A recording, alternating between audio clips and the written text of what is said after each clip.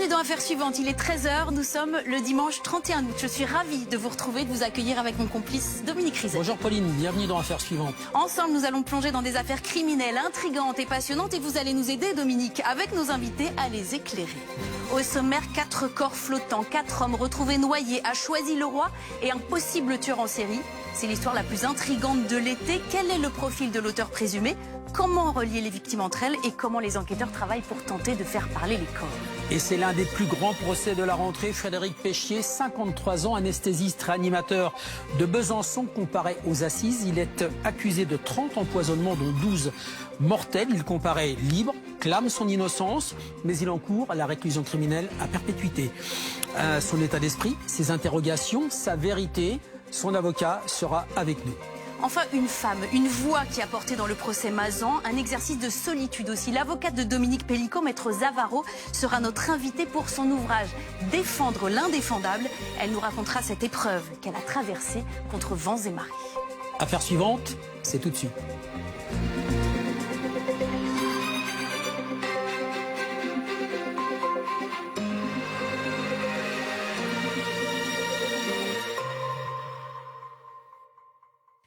Une affaire très intrigante. 4 corps flottants repêchés à Choisy-le-Roi le 13 août dernier et une énigme.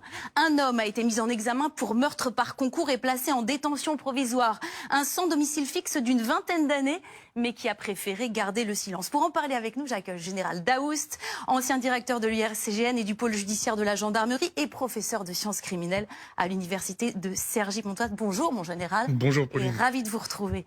Boris Karlamov est avec nous, du service police-justice. C'est vous qui avez couvert ce dossier cet été. Et puis évidemment Dominique pour nous éclairer. Alors d'abord, Boris, il va falloir nous expliquer, il y avait 4 corps et il y a un 5e corps qui a surgi la semaine dernière, mais on l'a appris, il n'y a pas de lien direct entre les 4 premiers corps et ce dernier. Oui, absolument, puisqu'il y a un nouveau cadavre qui a donc été repêché dans la Seine. C'était mardi dernier vers 13h. C'est la brigade fluviale qui a fait la macabre découverte. Ce corps, il était à la dérive au niveau de Charenton-le-Pont, dans ce département du Val-de-Marne, à proximité donc de la commune de Choisy-le-Roi. Là où les 4 corps ont donc été retrouvés, c'était au mois d'août, en début de mois. Oui, mais voilà, eh bien ce corps, il était en état de décomposition avancée.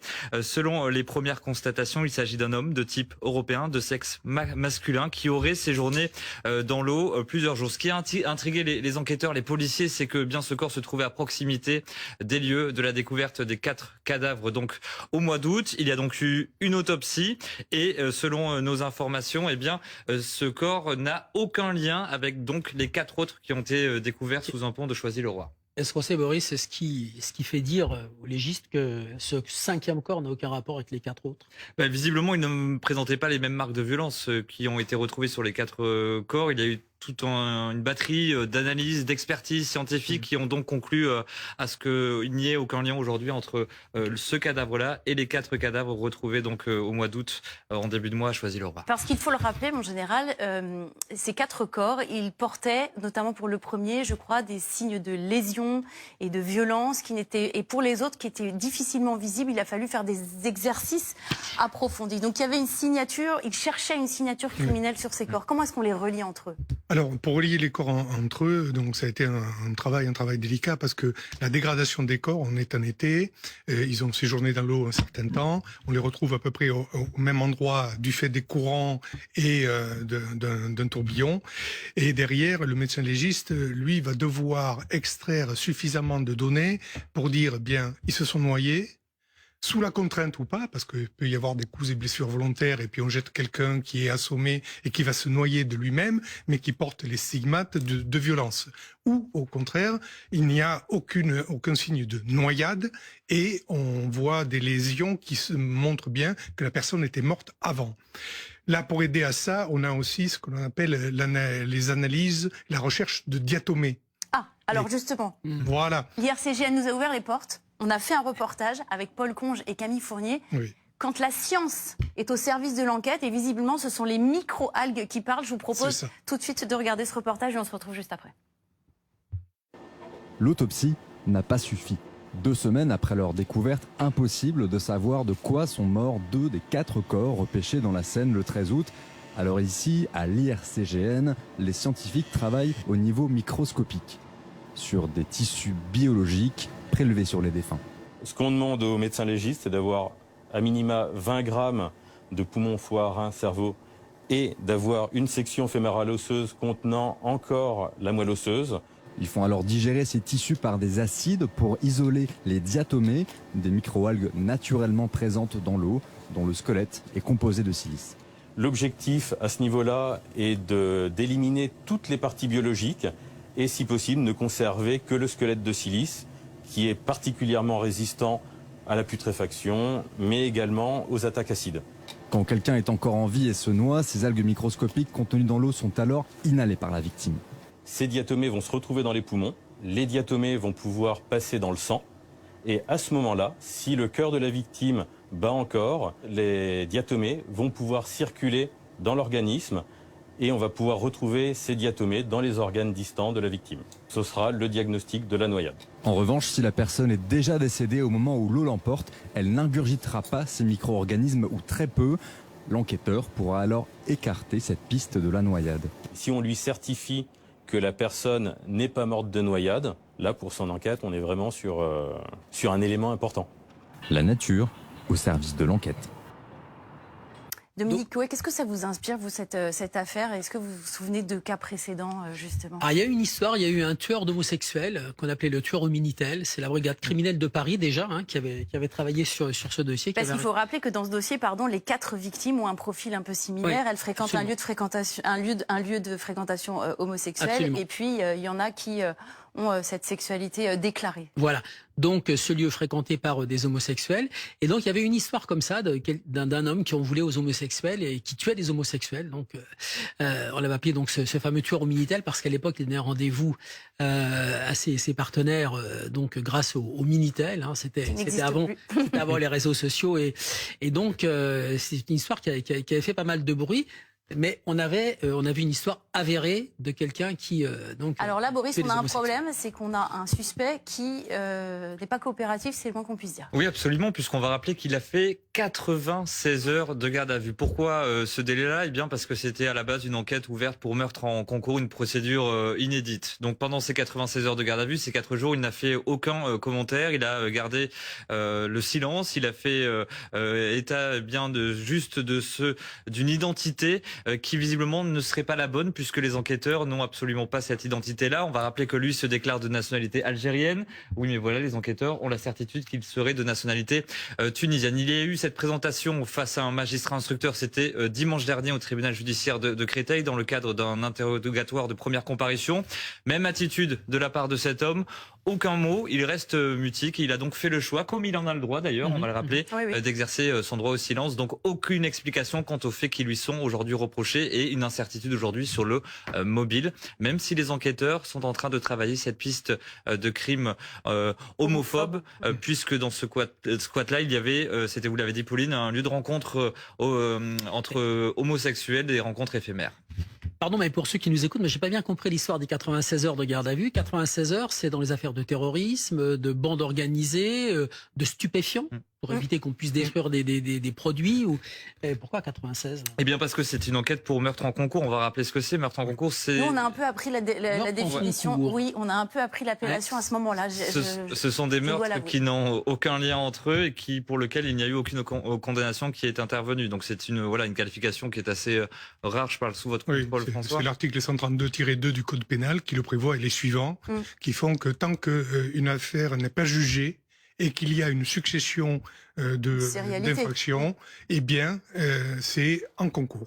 Ça peut être des infractions successives, délictuelles, mais aussi également des crimes en concours, et c'est le cas. Ce qui fait qu'au lieu de faire 24 heures ou 48 heures de garde à vue pour chaque individu, tout est rassemblé. Chaque victime, tout est rassemblé. Que c'est bon de vous avoir avec nous et d'écouter votre science, mon général.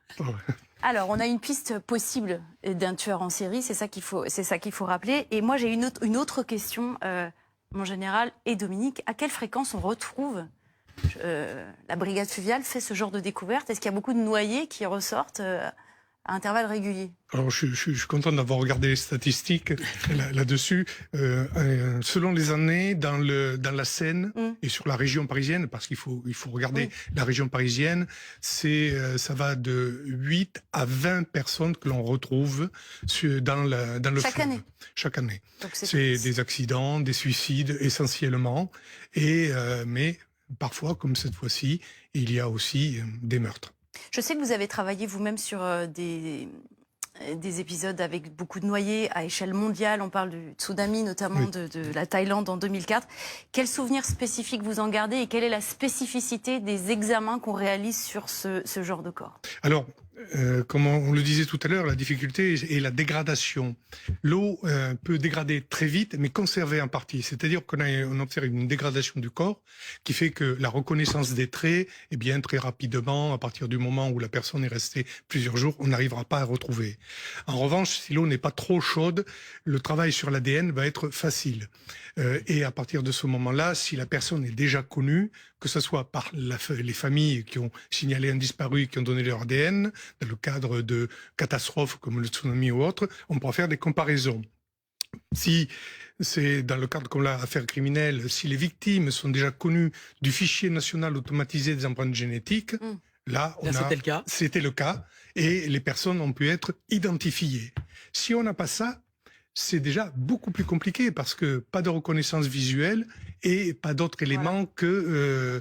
et en plus, on est dans un milieu qui est un milieu de SDF, donc mal connu, mal répertorié, et là c'est difficile pour partir. Là, sur les 4, il y en a 2 dont on connaît les ADN, qui sont fichés, et 2 dont on a les empreintes digitales, c'est ça? Et comment est-ce qu'on est remonté, Boris, au suspect? Rappelez-nous comment est-ce qu'on a fait? Alors il y a cet homme qui est donc interpellé peu de jours après la découverte. Et en fait, lorsque les enquêteurs vont procéder à son interpellation, ils vont s'apercevoir qu'il détient soit des papiers d'identité, soit une carte bancaire, soit des téléphones portables, autant d'éléments qui appartenaient donc à ces aux 4 victimes. Et puis pour l'une d'entre elles, il y a une tache de sang donc sur le pantalon du mis en examen qui va être retrouvé. Ils vont faire matcher l'ADN et là, surprise, eh bien, il y aura l'ADN de l'une des 4 victimes, à savoir le corps le moins dégradé qui va donc matcher avec la trace de sang. Donc tout autant d'éléments matériels qui ont permis de remonter sa trace. Avant cela, il y avait un gros travail d'exploitation à la fois de téléphonie, de vidéosurveillance et puis d'audition de témoins.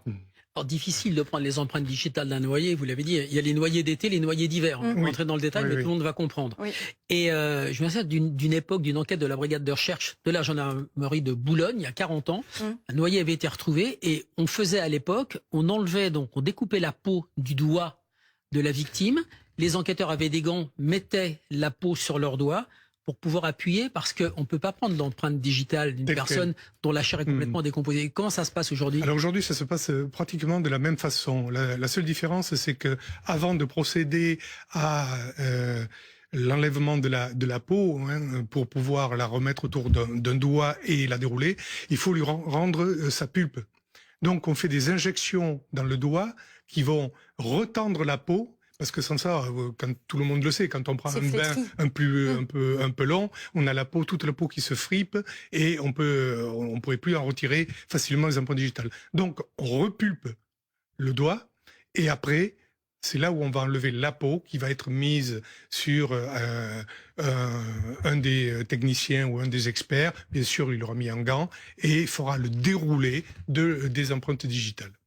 Qu'est-ce qui reste comme étape dans l'instruction, Boris? Il y a un mobile qui est encore un peu flou. Peut-être que ce suspect, ce mis en examen, va être réinterrogé au fur et à mesure il va l'être, oui, absolument, puisqu'on va rappeler qu'il a donc été mis en examen pour meurtre en concours, placé en détention provisoire. Maintenant, on n'en est qu'au début de l'instruction. Il va falloir donc le convoquer sans doute à plusieurs reprises dans le bureau du magistrat instructeur. Reste à savoir s'il va réserver sa parole à ces échéances à venir. Mais voilà, ils vont essayer d'en savoir plus déjà sur sa personnalité. Le mobile qui reste aujourd'hui en inconnu, même s'il y a cette hypothèse, je le disais, de crime en série pour des motifs homophobes. Mais attention, ce n'est pas la piste privilégiée. Il y a tout un tas de pistes à côté sur lesquelles travaillent les enquêteurs. On n'en est qu'au début et sans doute que nous n'aurons pas de réponse avant plusieurs mois, si ce n'est peut-être plusieurs années sur le mobile exact dans cette affaire.